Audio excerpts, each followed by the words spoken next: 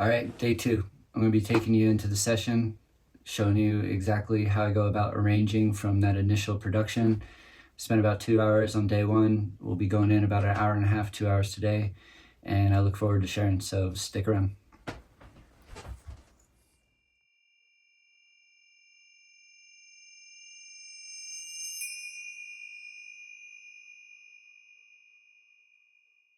Getting into it, opening up the session here, going to show you where I left off last time, and we'll just slowly go through each layer, kind of show you how I'm putting each piece together within the percussion, the bass, the keys, the atmospheres, and we'll just see where the track evolves today. Again, may or may not go somewhere, but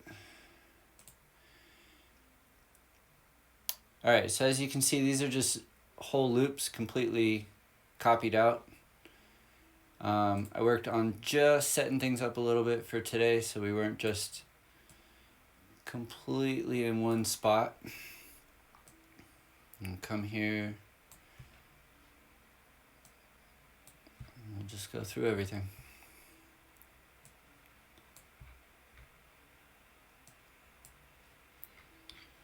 So I do start each session with a template. Let's see. Forgive me. There we go. All right. So I do start each session with a template, and we'll just start with the kick here.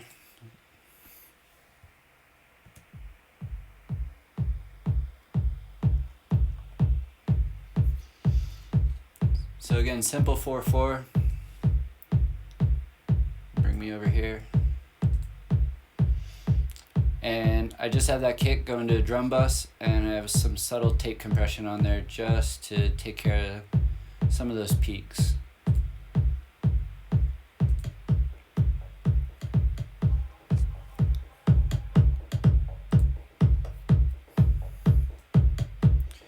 So here we have this offbeat kick.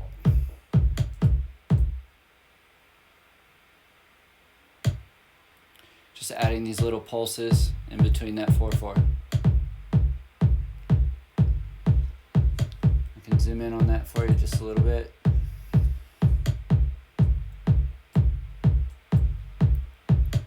Alright.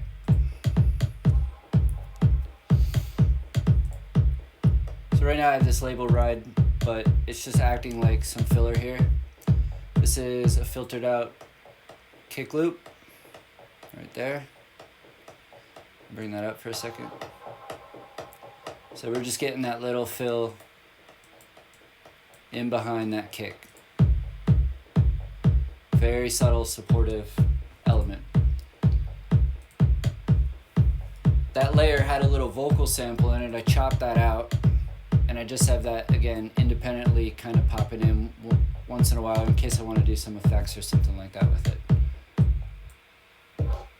Just like that. Real simple.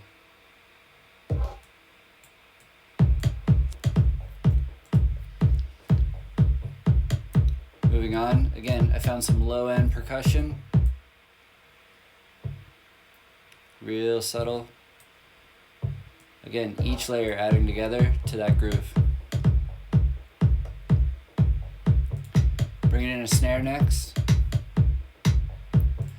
I layer snares, usually 3. So I got a really short, tight snare, medium, kind of beefy snare, and then just like a nice tonal snare to match with both of those.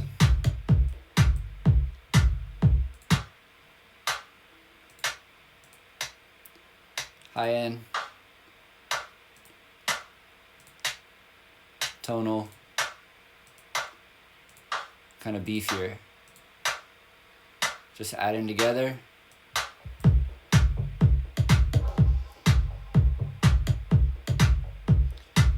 Coming in and out on a few of those once in a while just to add some dynamic, as though we hit something maybe a little soft or just add into the groove.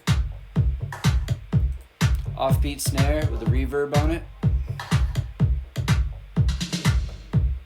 Little fill right there at the end. Nice and simple. Hi-hat. Here what seemed to fit is just kind of like this little like triplet hi-hat, little offbeat again, not your typical 4/4.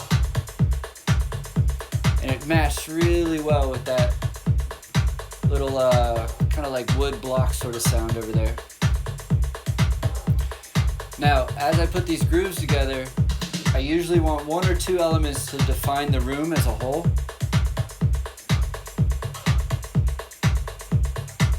So right now I got that little wood block kind of going out to a nice room reverb a little more than the rest of the track.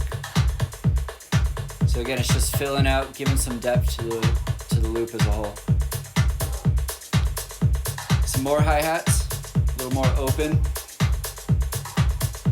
and a subtle shaker right there. So just listen to that top end that we just added.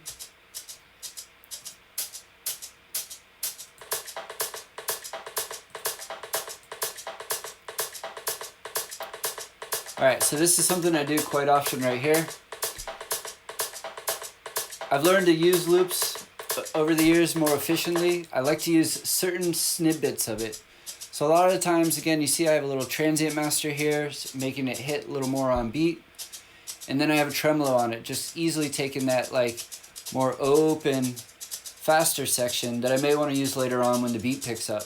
But right now, it's just that little bit using that tremolo. So again, with automation, super simple, just take it off, boom, everything comes in.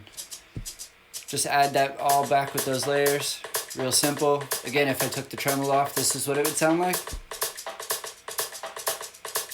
It just has a little more going on, and while sometimes that's nice, like maybe in a breakdown or something like that, when the whole groove's going on, I want more space to create more movement. And again, that's what I'm looking at here. I'm really big on these subtle details. All these, again, are just little snippets out of loops. One little, like, 16th note I may have used out of something that had a sound that really stood out and caught my attention. So, again, if I just take all those out, come down to just that percussion stuff.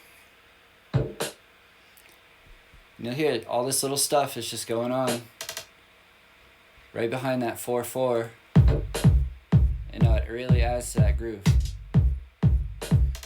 Kick drum's probably a little loud.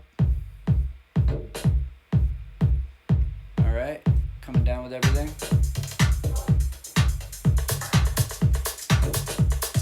And there we go. Everything's starting to really move now. All right, next thing I explored with this, you know, a lot of the times we're working in music, a lot of us are striving for perfection. And I found to discover something new, a lot of times you need to be able to make mistakes, and that can be challenging when other people are in the room. But if you're by yourself, every once in a while, just mess around with something that's completely off beat, and then somehow discover how to make it in beat. Does that make sense? So this is now moving outside of the time matrix of the groove, in my perspective. And I'm always thinking about things in the sense of physics and dimensions. So here, now listen to how that snare moves against everything. I'll bring it up just a little. Yeah, see, just kind of like out of sync, out of time. Now, once I find that little layer and I've messed around with it, a lot of the times I like to take something that's really high end and just find a complete counterbalance to it. So here in this case today, when I was messing around with the track yesterday, excuse me, what I ended up finding was this just sub-bass sound. Oh, that's right. I added one dimension to the snare first. I didn't label that, so forgive me. Alright, so what that is, again, it's just a little more EQ'd snare with a slight echo and a little tremolo effect. And now what we're getting is that offbeat with just a little bit of an effect behind it. So here's that bass sound down here. Yeah. So now listen to that contrast. You have a percussion sound and a bass sound, percussive bass sound, way opposite. Now let's listen how that's going to mess with the groove.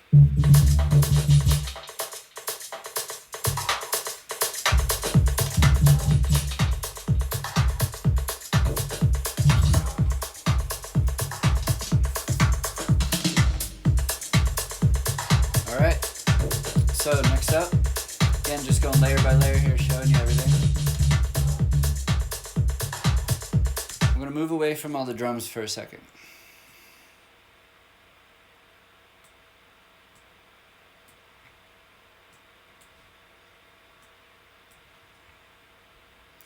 In case you're wondering what I'm using here, I'm using Logic, as you can probably see in the top left, I just realized.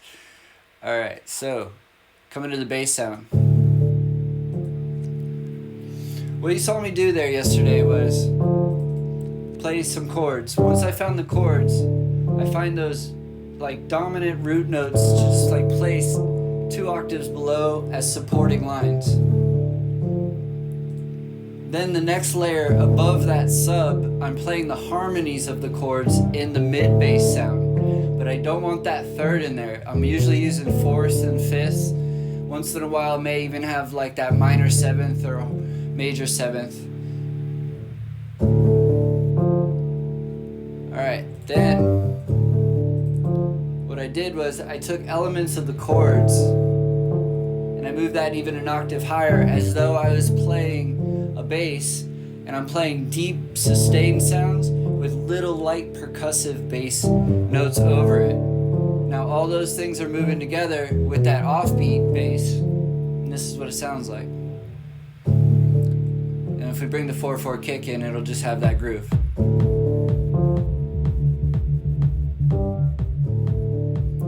So right there I could see both those basses kind of conflict right there. So I can maybe shorten that sub bass so that they're not quite hitting on the same notes. We'll maybe experiment with that a little later. Alright, moving on. Coming to the chords. Alright, so these are the chords I believe I originally wrote.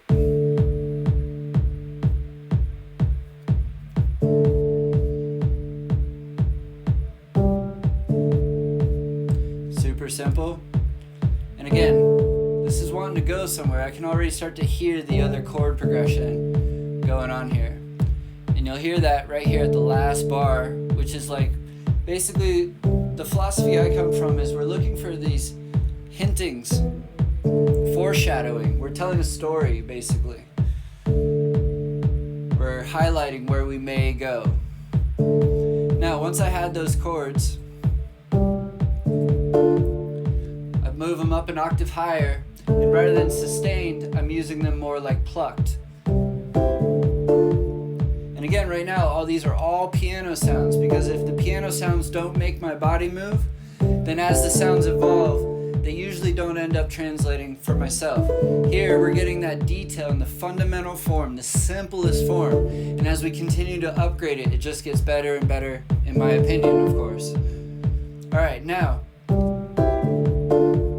basically, we can take those little chord stabs and really dub them out, layer them. And I grew up, again, surfing. I love reggae music.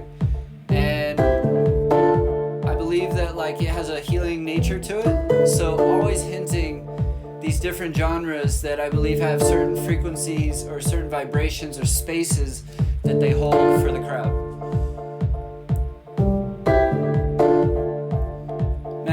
All I've done from there is I've taken that same thing and I'm just using the fundamental harmony on an upper layer. So it's a slight arpeggiated sound,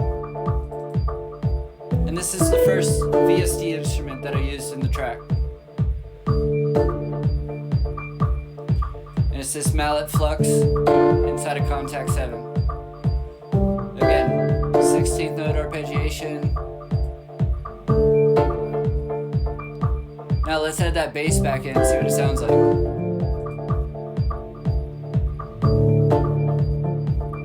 Just piano sounds.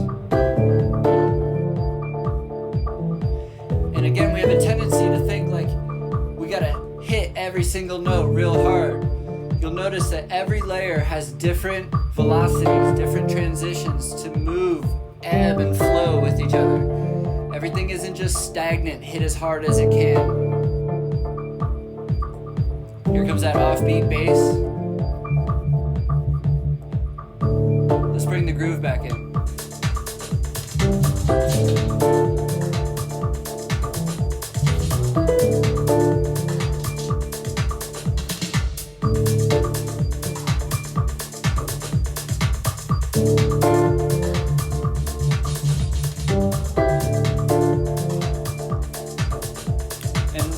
Right there, for most, that's enough.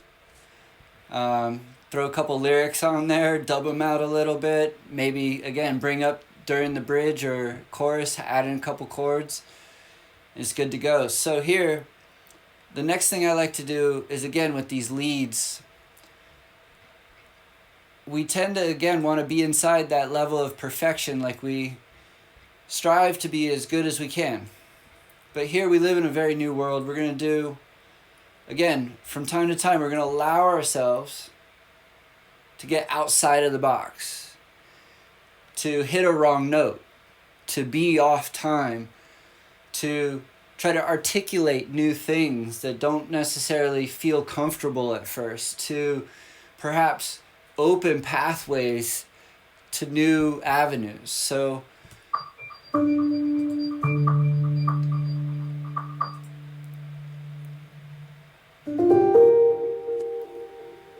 again, super simple. And when you watch the video from yesterday, what you had seen there is when I started, I was finding the scale or the key that I want to move in.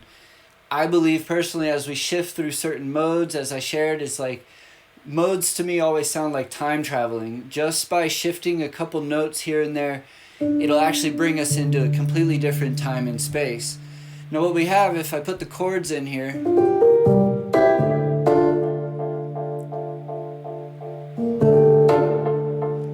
and yeah, I would say, giving a little credit due, doing something for 20 years, even though I'm expressing that as just experimenting, there's a natural flow that's coming out just by listening.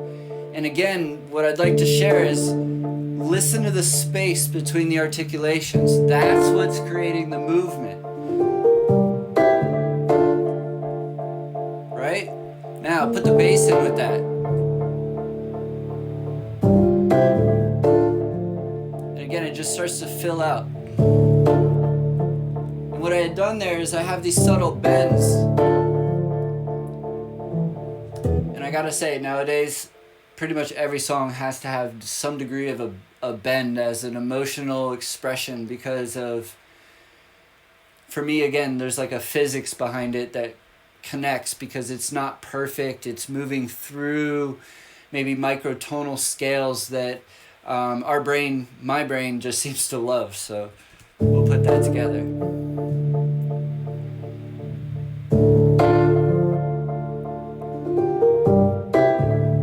remember, all piano sounds still.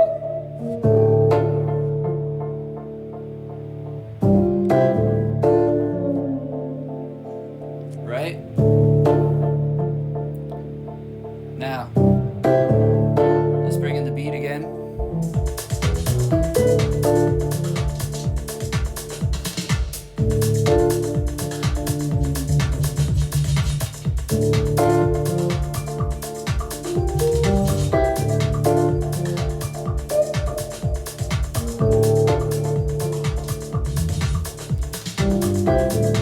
So, how do we know we're moving pretty good? For me, there's this distinct moment where if I just take out the kick and it sounds like I'm in a breakdown already, I always feel like I definitely know we're getting somewhere.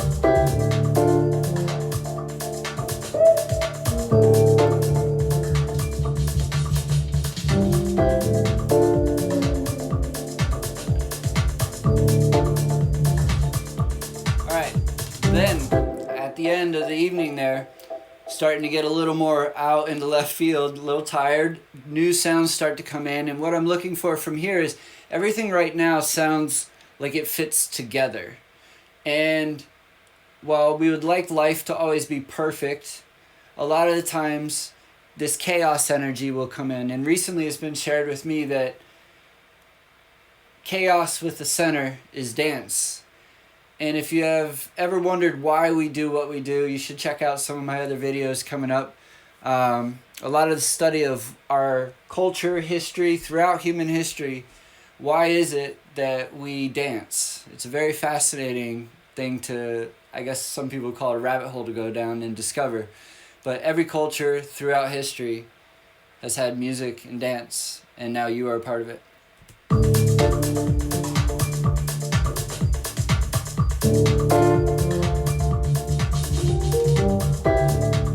So here comes some dissonant sounds.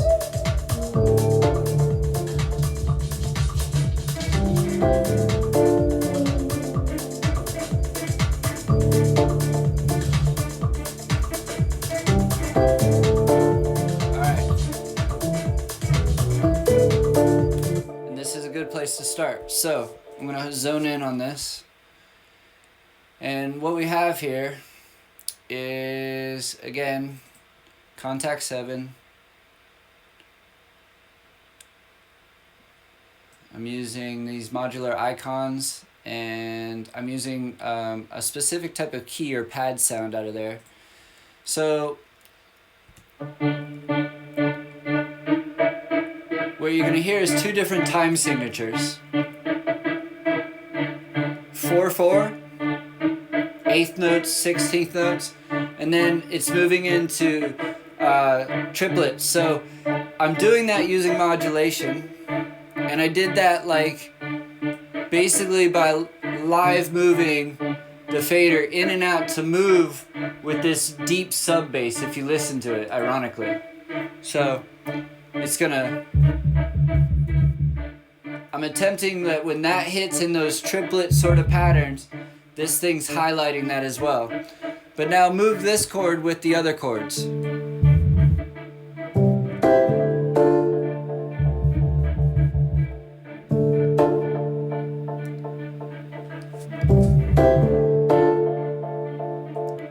So again, just adding that movement with all those layers. If we add the kick in, listen what it sounds like.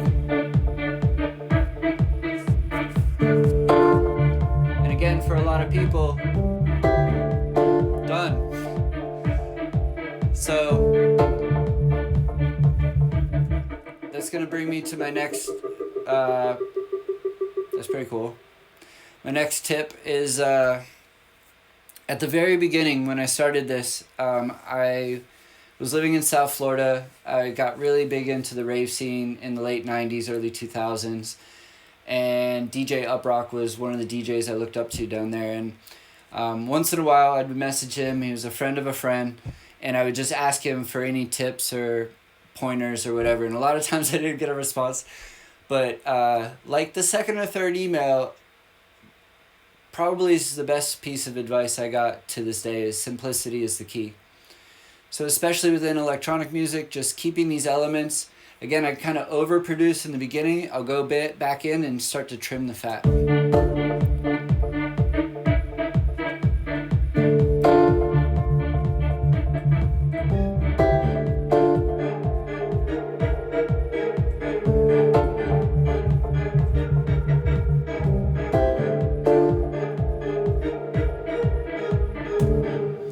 Alright, so who knows where that goes? Who knows if I'll end up using it? Alright, so let's jump in and start looking at how I approach arrangement. So remember, yesterday, that's all I made, was just a loop of all of that stuff just like that. That's where I started. And then I maybe took a half an hour and just laid this out in a general approach of just bringing things in slowly one by one. So we'll start at the beginning and we'll just see what happens.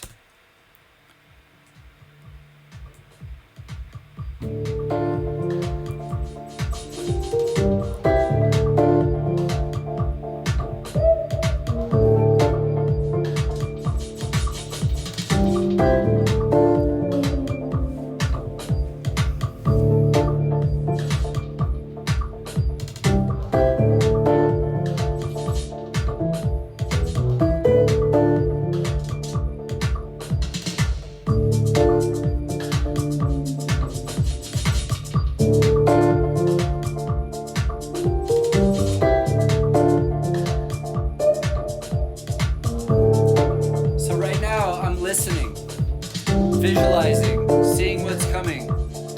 It takes a while sometimes for things to come from the center of the galaxy. Just give it a little bit.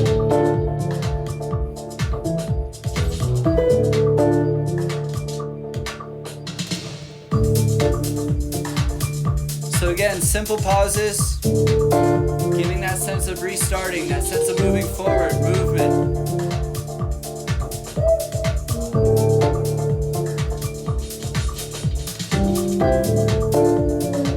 I can hear some words.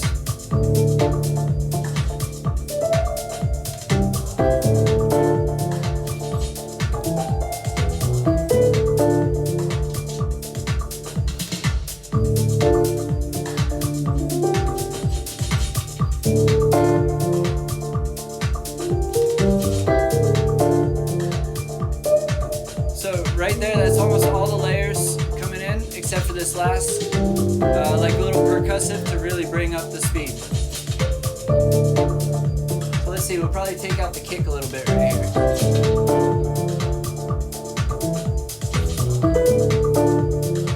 See what happens. Little breakdown.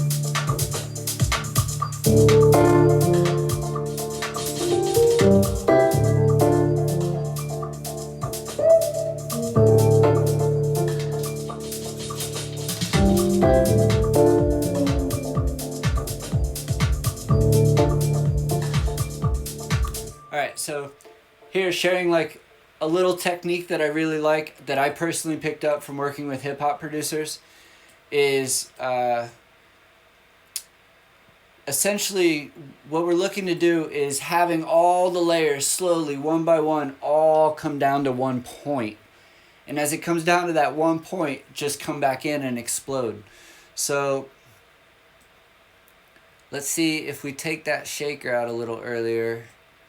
And we take that out right before. Yeah, let's see what happens. And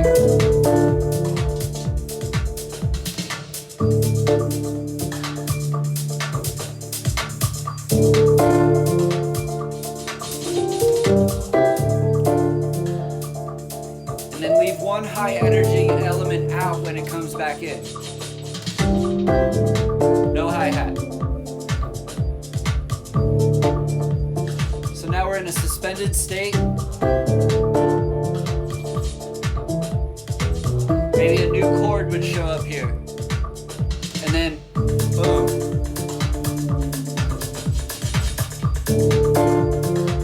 Alright. So before we dive too deep and start sound designing, we'll just focus on arrangement today and really see how this track wants to evolve. Now, there's formulas for all different genres of dance music, and here again we're approaching as it developed with no previous idea of what I was going to create that night. It naturally evolved into what it seems to feel like to me as a progressive house track. And I like progressive house personally because I believe it's the most energizing and soothing to the nervous system of most electronic music. So let's take out the highest energy elements and save them for later when the track picks up. We'll save some of the bends. We'll definitely save the lead for later. There's another lead sus, so we'll push that back. We'll keep the chords out just for a little bit. And why don't we do this? We know there's stabs. Excuse me. Let's go right there with that one and just see what happens if we bring that in where it just has a little stab right there. Again. All right, good. So we definitely don't need those offbeat snares. Those are like a main groove element, so we'll save those again for later. We'll take all the bass out for now. I usually like to bring the bass in around about a minute and a half, depending on, again, what the track naturally seems to want to feel like.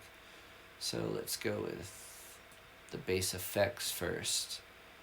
We'll have the main bass come in that breakdown.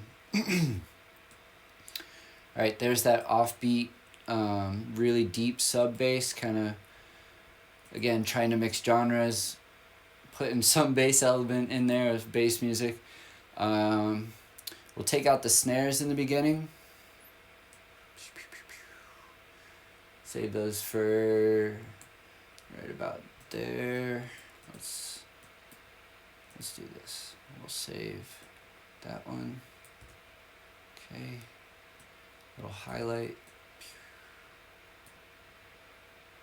And we'll go with that right there. Alright.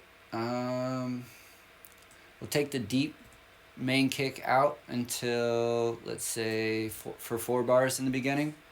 And just removing that, listen to how it evolves and just see where it wants to go.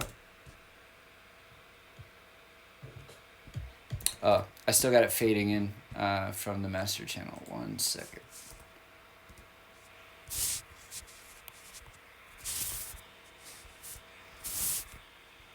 So,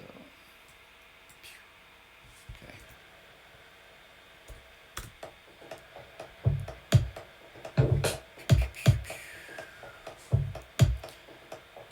So again, this is my first time doing this. I'm only doing this because my friends encouraged me to do it. 20 years of experience, working with several record labels, a few major releases. You learn a thing or two. I guess I got some stuff to share. Hopefully it helps some of you out there.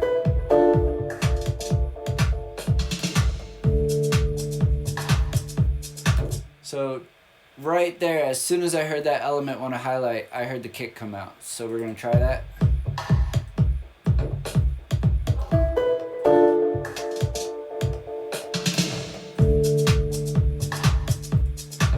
Let's see, one more time.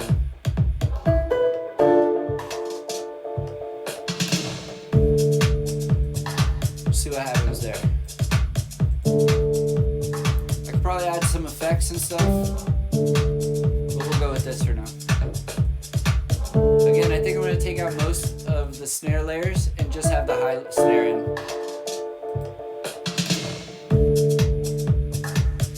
A little softer, a little mellower to begin with.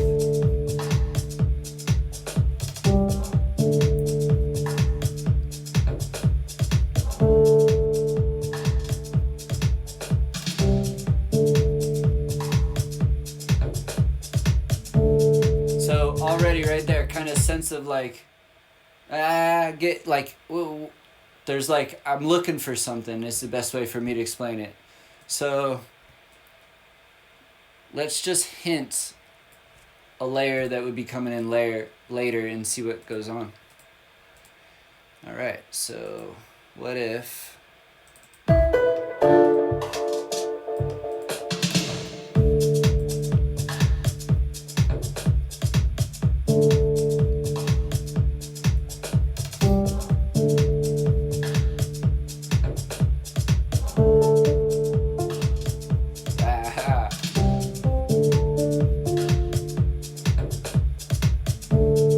That's it. Boom. Done.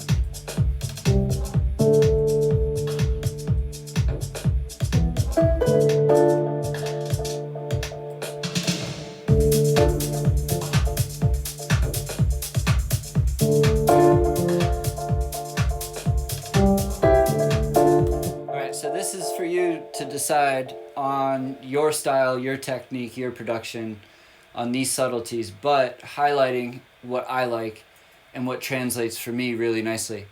I like to start with these layers that move and get you into like a trance. They're kind of like warming you up, preparing you for the journey. Then, unexpectedly, multiple layers of percussion and musical come in.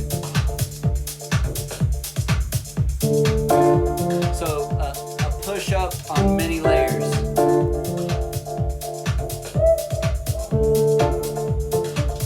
And more, maybe we like, let's see, that one didn't move right.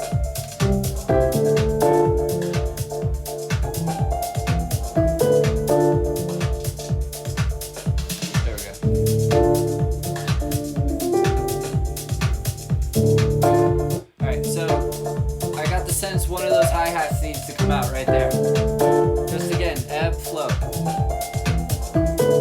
New bass is gonna come in, hi-hat's gonna come out.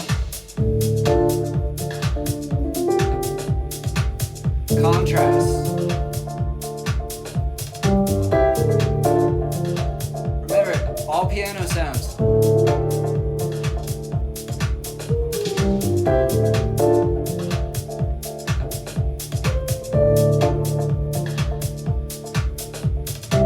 That little dub melody lead starting to come in right there is kind of nice.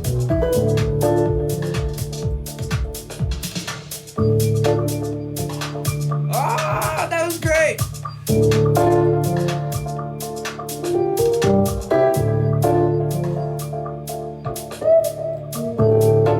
We'll keep that going.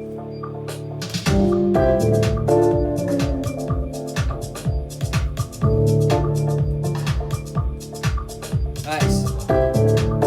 So right there, all kind of just naturally evolved on its own. Now here I'm going to get rid of looping and just again, little highlights.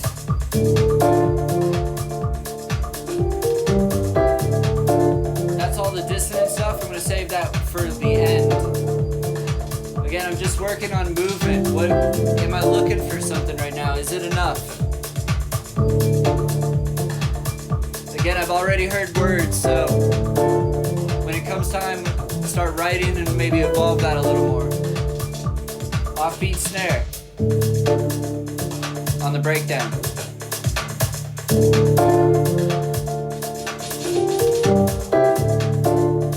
And let's break all the way down. Right about 3 minutes there. Right there. So, and we're going to build that back up before we come back in. So, let's take all the kick out, all the percussion from there. Snare kick. Alright. Let's see.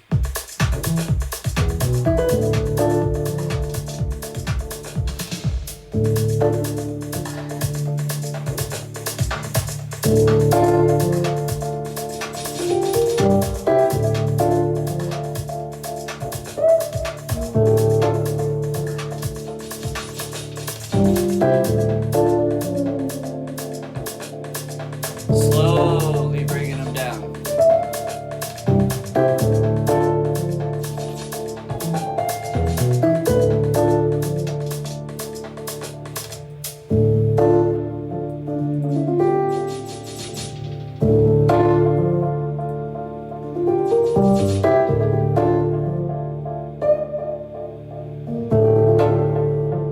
Alright, so here is where we'll finally introduce the full melody sequence. And we'll have it come in right off that last.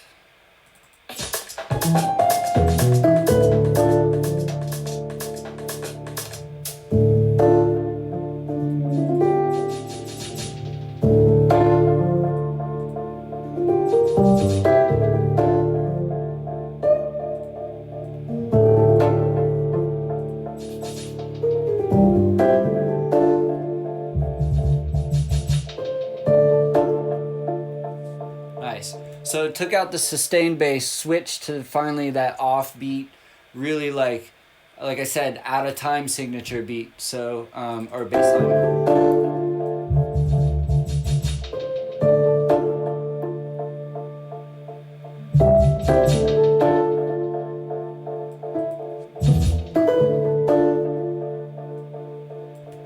Alright. Now, it may take a second to really go from here, so bear with me. What does this want to do from here? That's gonna want to come back in. Those are good. Those are good. Alright, there it is. So we're gonna take out the high bass, the mid bass till about here, all of the snare stuff till about there, take the kick out till, let's see. We'll see. We'll see how it wants to evolve. Right to there.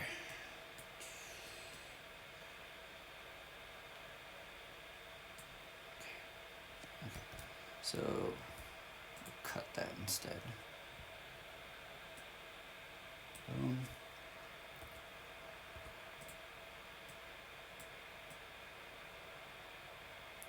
So that element's going to come in. I can kind of see it's going to highlight, hint, and then it's going to space out, and everything's going to come back in, most likely with like a rise of some sort. So that's sus base. Again, we want to create space. So this is most likely where the chord progression would also begin in this main breakdown. And let's go, yeah, we're gonna go halfway at least. All right, let's see what happens.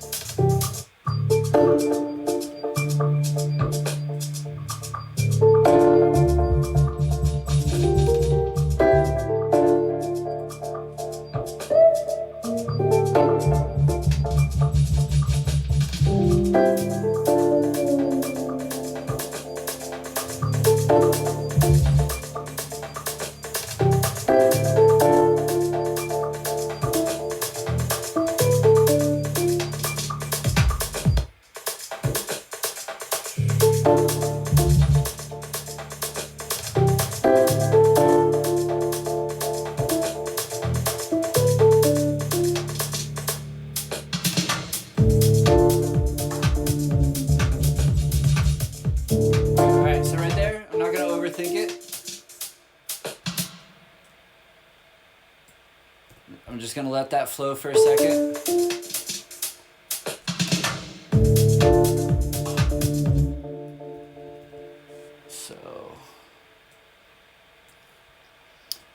One of the things I love personally, little production technique, is if you listen to drum and bass, usually during the build-up, right as it's coming back in, there'll be a big snare hit, just announcing that beat coming in. So let's cut everything up to that and see what happens. Yeah. So...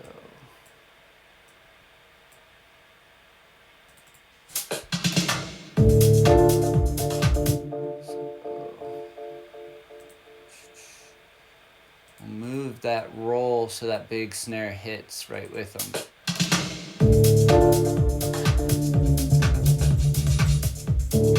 We'll have a few more layers there, a couple crashes, things like that.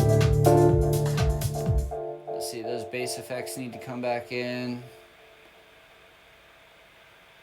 And most likely here, if we had those chords, so remember that dissonance is probably going to come in right there. Let's just see, I think I have it faded in. So let's look at this. Yeah.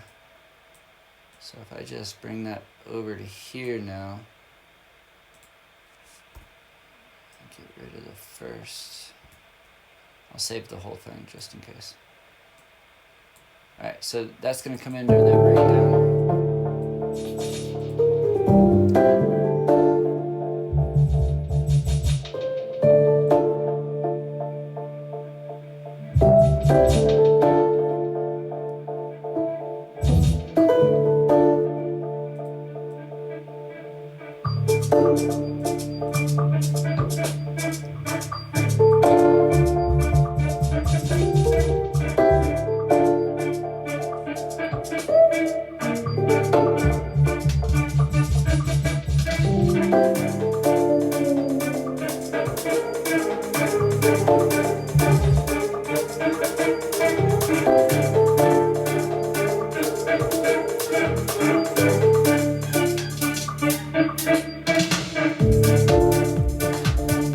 So again, we'll have to sound design that a little bit more, but it's hinting where it wants to go.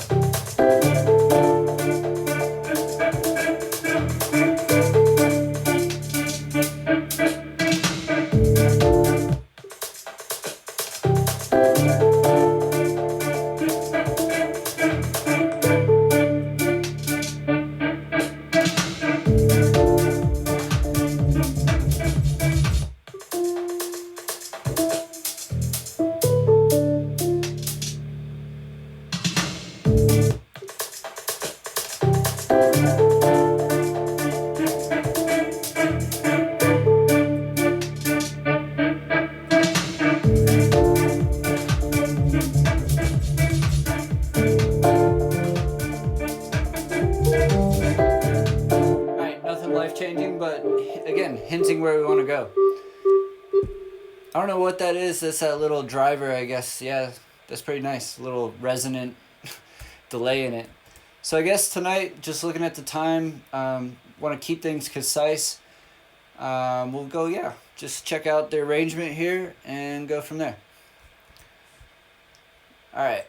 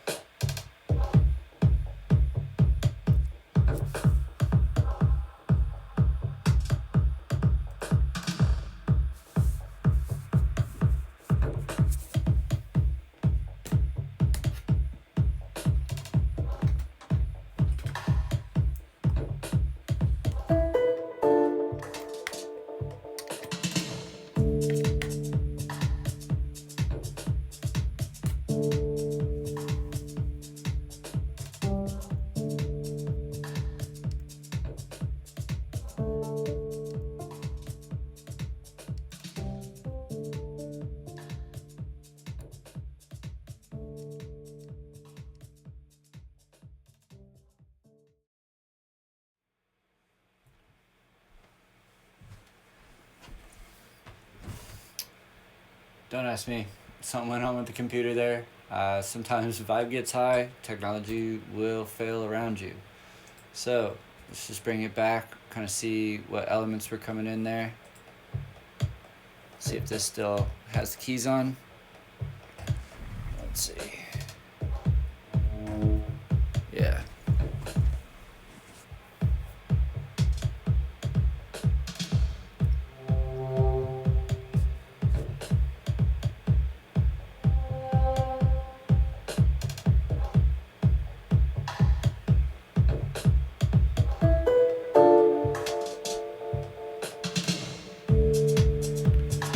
Alright, we're back. See what happens here. We'll just keep jamming on the virus.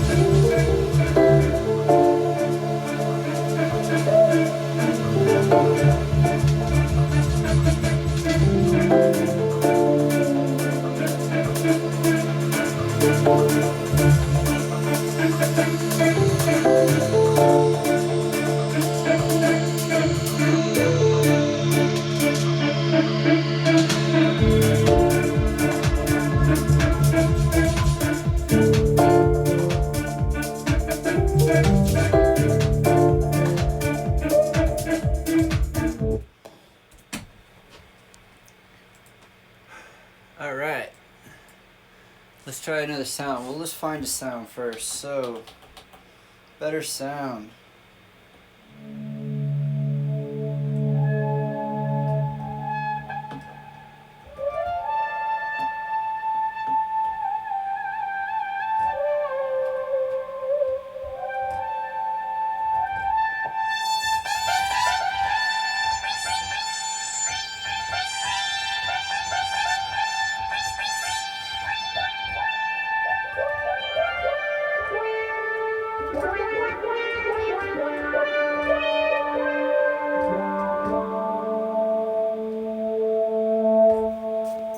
See what happens.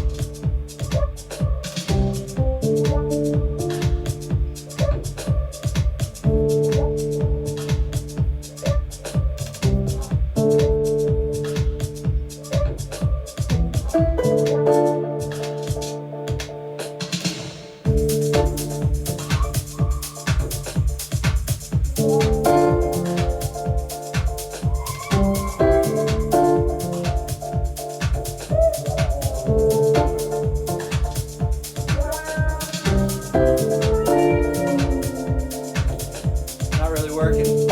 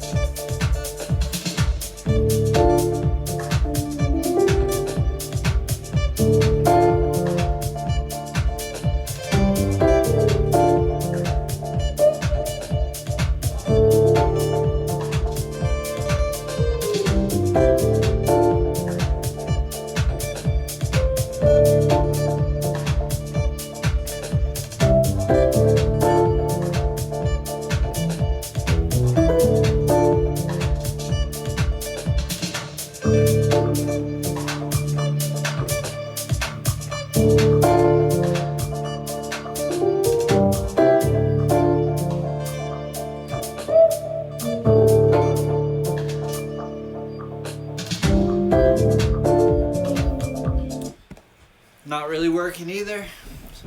So bring that back. See what happens. So bring that one down. Let's go here. All right.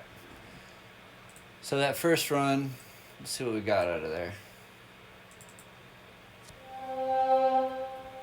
Yeah, just these little highlights and stuff, which is cool.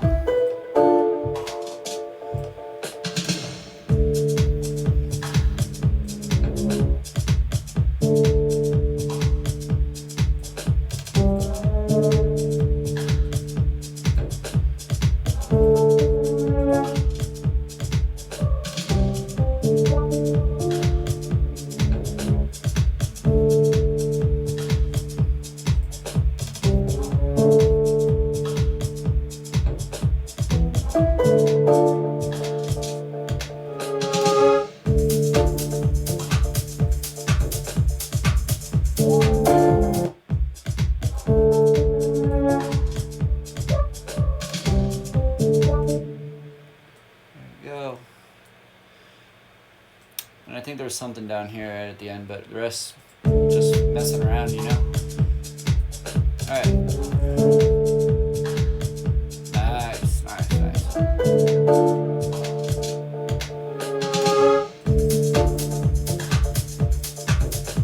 In case you can't tell, I'm a little nervous.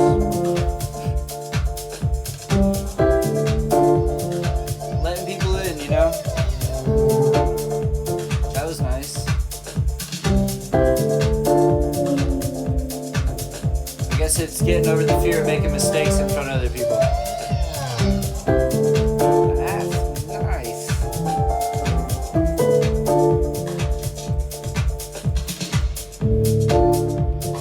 Alright, so I can kind of feel getting near the end of tonight.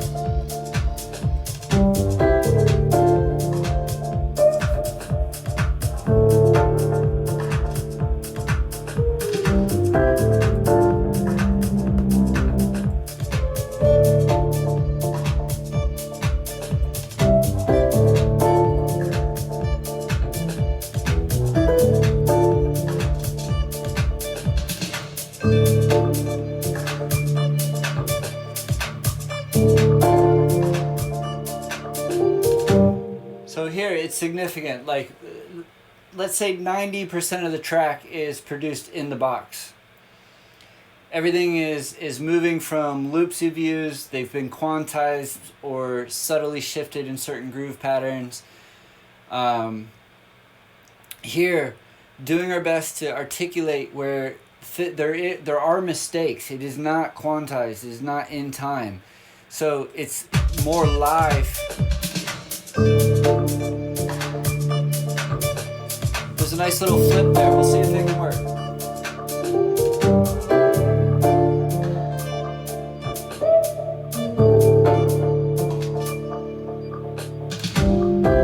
Let's see if that works.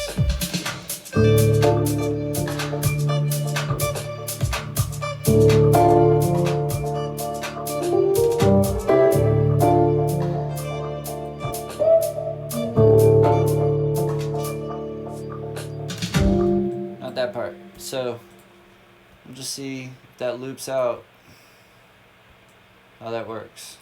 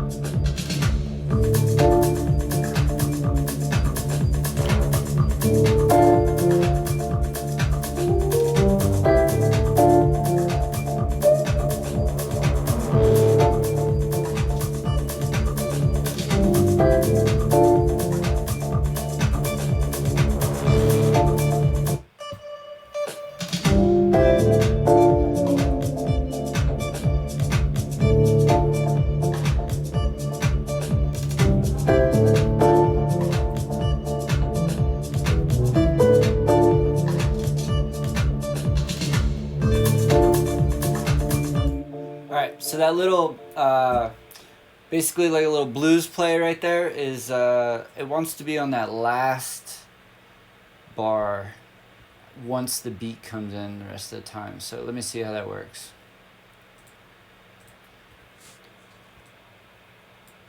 Let's see.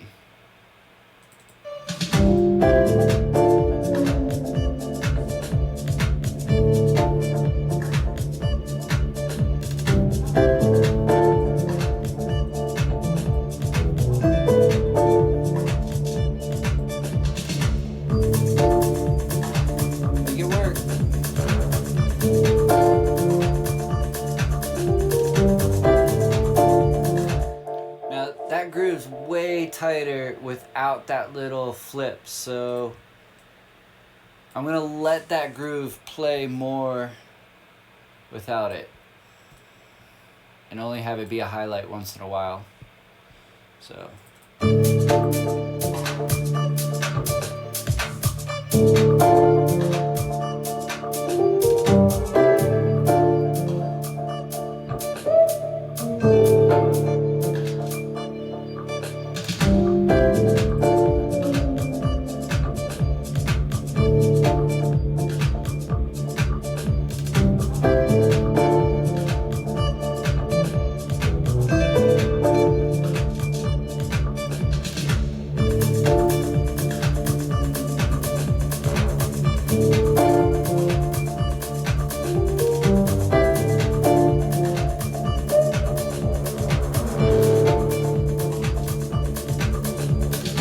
So I'm going to use a little technique with the tremolo here on that lead.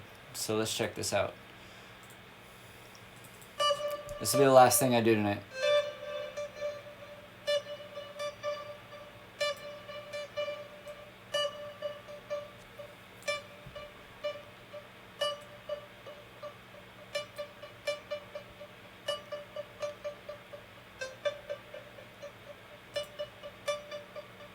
Let's see what that sounds like with the beat a little better.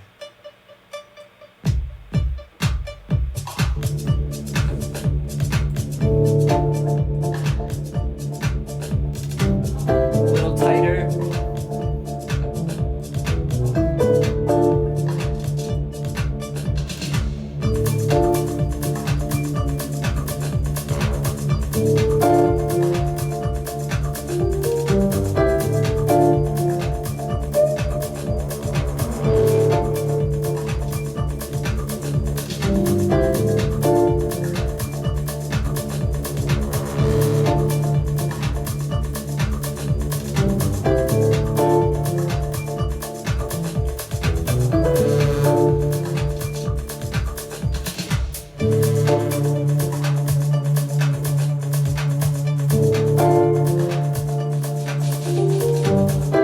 So it just came to me. Sometimes I'm moving fast. If you've seen anything tonight, you got any questions,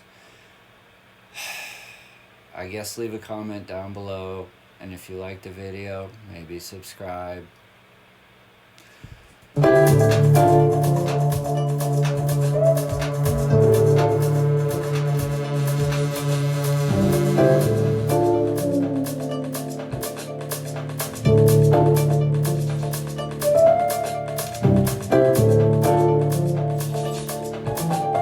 Want to go somewhere.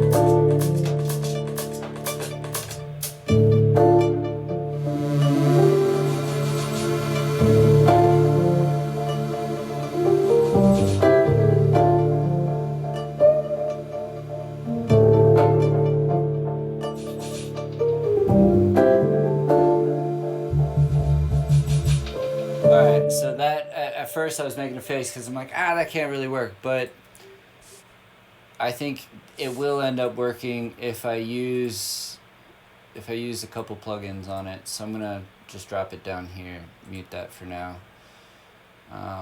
Let's label this stuff before we call it a night. I'll play it one more time all the way through, and then stay tuned for day 3.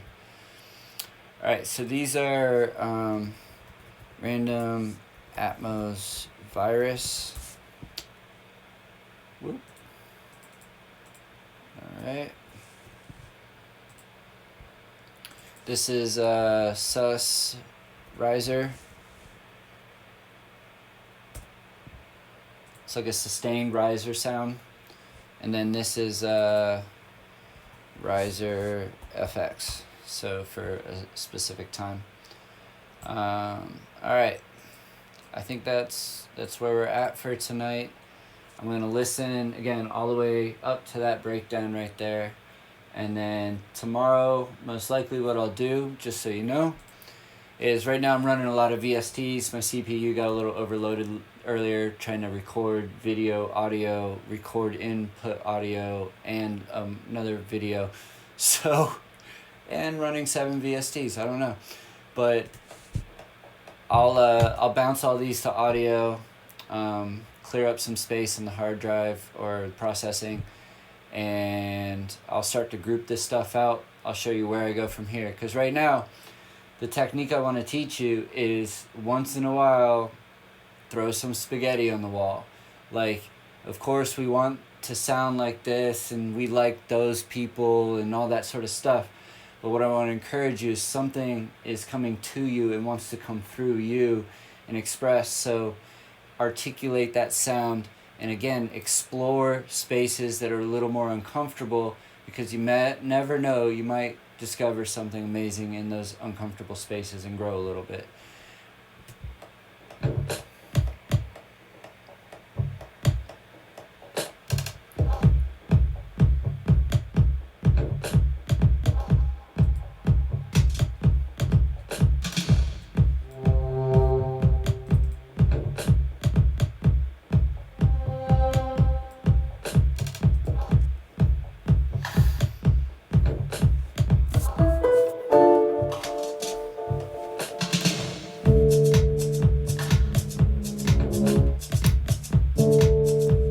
See, I like that right there. It felt like it was going to go even a different direction than it did.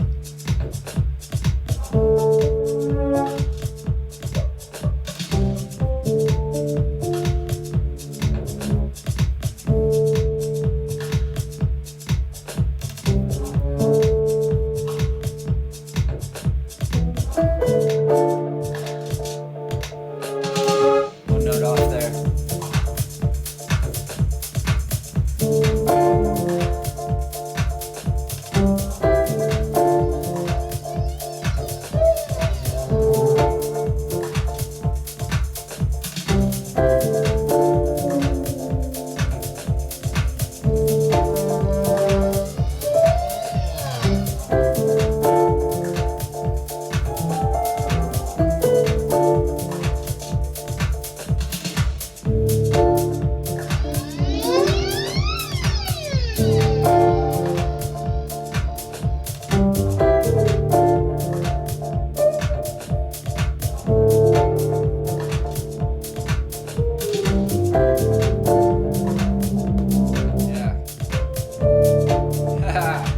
That was nice.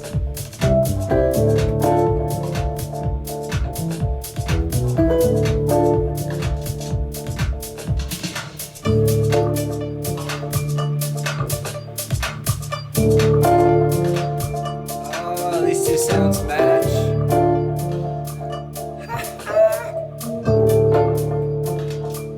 Nice.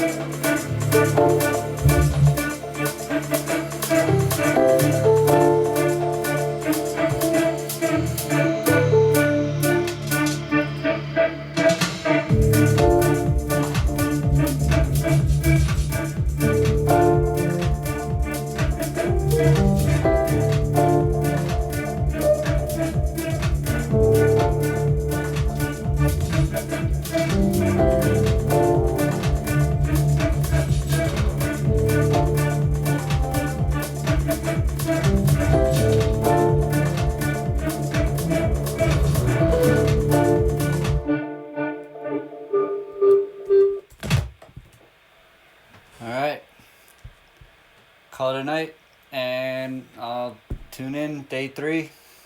I'll bring you into everything else, going through the sound design. So what I'll do for here, again, group everything down, stem everything out that's MIDI right now into audio, label everything correctly, organize the track before I go on from here.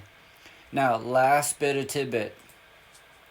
So you'll see up here, the track, I usually just put the date because I get lost in names. So it's easier for me to be like, I made that one around December, near the end of the month. And then I can kind of go right in.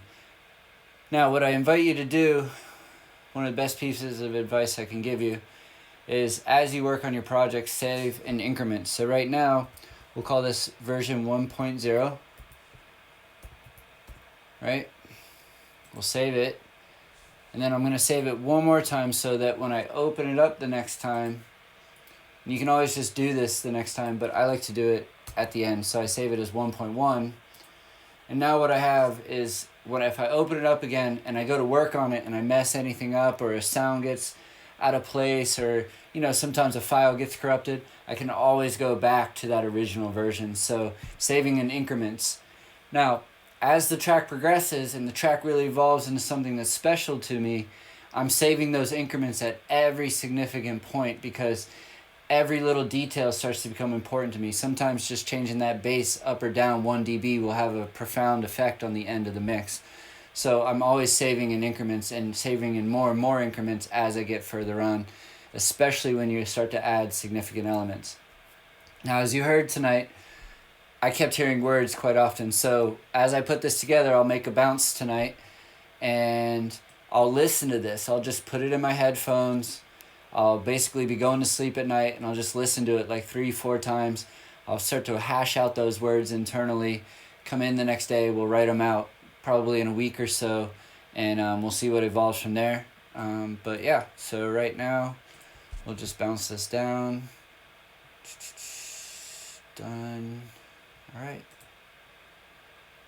Doesn't matter for now. We're just doing a test run. So, and again, not everything's in place right now. It's still spaghetti on the wall, and I'm sure other people have other ways of doing things. I hope that what I'm doing here is shining some light your way, giving you some insights. Again, if anything I've done you have any questions on, feel free to hit me up. If you get a chance, check out my website. You can see who I am and where all these insights are coming from. All right, y'all. Take care. Peace.